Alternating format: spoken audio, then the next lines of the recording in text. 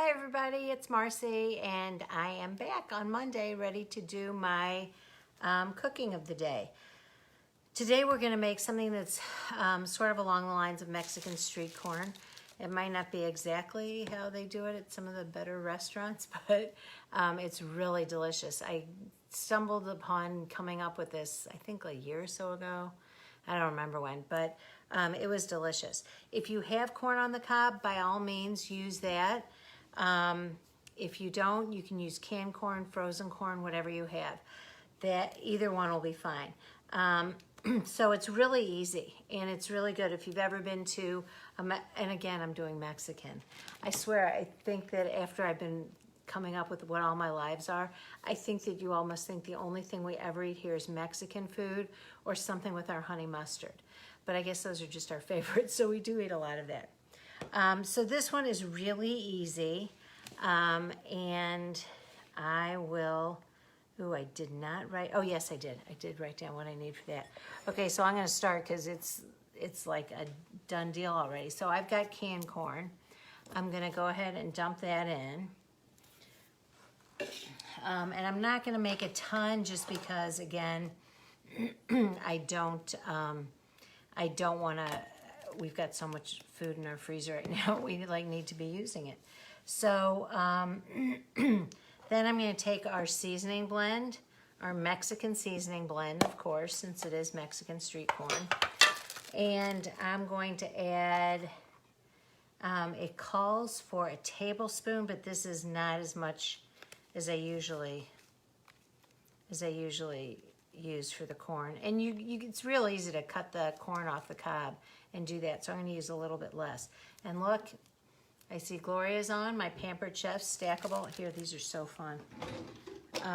My Pampered Chef stackable measuring spoons. Aren't those great?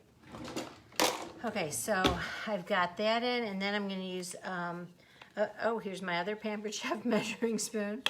Love them all, although I'm not sure they have that one still. So then it calls for about a teaspoon of the everyday blend. I'm not going to put in quite that much because again, I'm not using as much corn as I should be. I think the recipe calls for 6 ears of corn. And if you ever want any of these recipes that I'm making, please text me, email me, message me on Facebook, something, and I'll post the recipe. I just always talk and don't really do that. Okay, then we need about 1/4 cup of mayo. Again, with the not measuring, sorry. And this one you're sort of gonna have to adjust when you see the consistency. So about that much mayo, and then it calls for, I'm going to use this, 3 tablespoons of sour cream. And I'm not going to do that exactly either.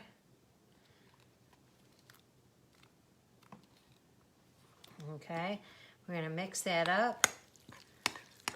I'm trying to think of the name of the restaurant. There's a Mexican restaurant that has really good Mexican corn in St. Louis that I love. Okay, now this is probably a little bit too much liquid in there, but don't worry, we have one more thing to add. And that is some crumbled feta. Now, really, I think the recipe calls for the cacio cheese, but I don't think I have that. So we're going to use this, and it calls for 4 to 6 ounces, which, of course, I'm really good at measuring ounces. Even better than using a measuring cup. Okay, so like I said, it really is with the cacio cheese, but this works. So now you'll see that sort of absorbs a lot of the liquid from the mayonnaise and the sour cream.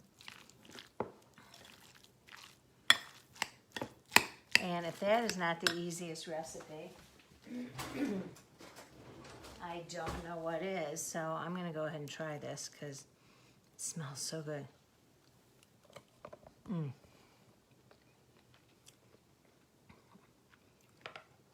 Okay. I don't want to brag, but this is totally perfect. It's really good. Now I'm sort of wishing I'd made more because we're gonna go through this really fast. But it's really good. And the feta, I like I said, I prefer the Katya cheese, but, or tell me if I'm pronouncing it wrong. But whatever, the feta is a good substitute, and that's what we had.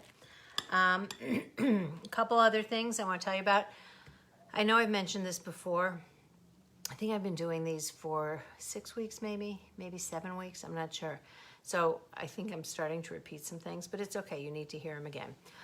Something to do with kids right now that's really important is a gratitude list. You can do a gratitude jar where people write down and drop stuff in a jar. I have one upstairs that it's not a jar. I have a stack of Post-it notes, and I just take it off and I put it up on my mirror in my bathroom, so I see it every day, which is really funny because on each Post-it note I put like 3 or 4 days. And as I'm looking, I am back in December when things were so different then.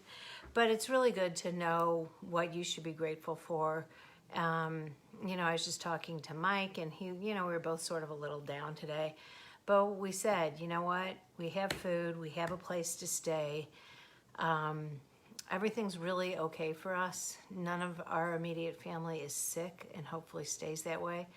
Not even immediate, extended. We're really very lucky. And with what he sees every day, there are a lot of families that are not that lucky. So put out the gratitude jar. It really can change your thinking, and it can change your mindset. Another jar you can do with the kids are things like I can't wait to, and have them put down stuff they miss. If it's going, I don't know, going to Disney World or going to, you know, I can't imagine kids want to go to the grocery, but that's really what my mom wants to do. She's dying to go back to the grocery. But, you know, going to the zoo, anything that you guys are missing, put it in the jar, and as things start to open up and get safe to go out, then pull out one of them and do them, because you've probably organized your house as much as possible, although, as most of you can see, I have not. So I did realize that the whole thing about why my house is not organized has nothing to do with not having the time. It's just that I don't do it. Okay, so we've got that, the kids' gratitude. My post today, I usually do a shout out for somebody. So I've done the posts for 5 weeks now. I've been shouting out 3 or 4 people a day. Today's a little bit different. It's a post for my business. I have protein bars. If you have any nurses or healthcare workers or people who work at nursing homes or who come in contact with people who are sick, please let me know. They're not having time to eat meals. I will either split with you or get them some protein bars, because we want to keep them healthy. So, you know, besides the protein bars, we also have all these sauces and seasonings I've been using. We have all kinds of chocolate and baking mixes and, gosh, so many things all over the place here now. So any of those, if you want to buy them, please let me know. If you are interested in doing a virtual party, I love doing them. They're a lot of fun. I am in one right now for a friend of mine who's in Pampered Chef, and I forgot, I haven't done mine for a couple weeks. I forgot, I really like these. They're really fun to do.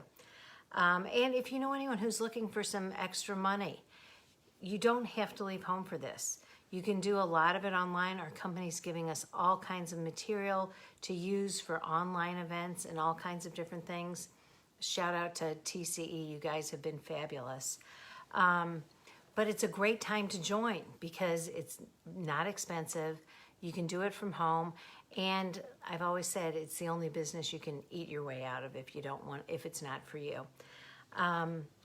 So if you know anybody who's interested in any of those 3 things I mentioned, let me know. I will connect you with some free chocolate then.